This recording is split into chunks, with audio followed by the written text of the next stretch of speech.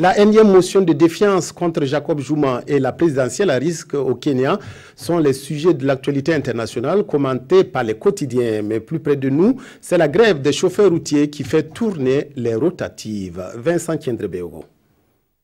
Simon Compaoré défend ses hommes et les routiers se fâchent. C'est ce que nous apprend le pays ce matin sur l'affaire de bastonnade de chauffeurs par des éléments de sécurité à Saint-Cancé.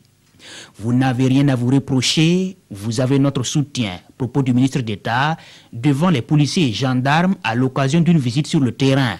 Conséquence, un arrêt de travail dès ce mercredi décrété par l'Union des chauffeurs routiers, nous rapporte le journal.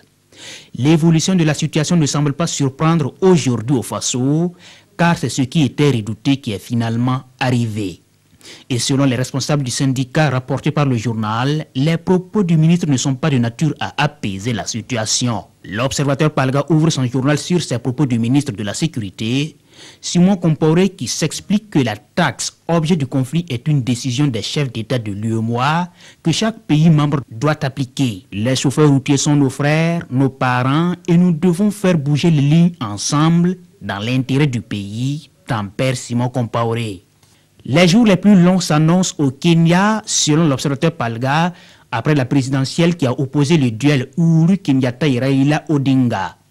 Pour le journal, le climat post-électoral dépendra surtout de l'efficacité du système électronique d'identification des électeurs, mais aussi du comportement des deux leaders principaux dont les propos ou actes malencontreux peuvent embraser le pays.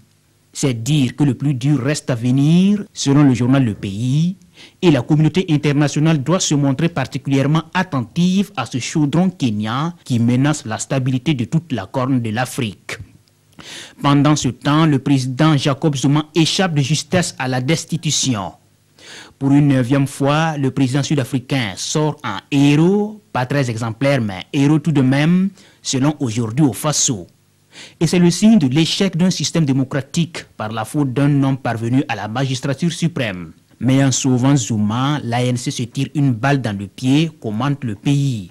Et ce parti pourrait prochainement payer dans les urnes son soutien indéfectible à Zuma.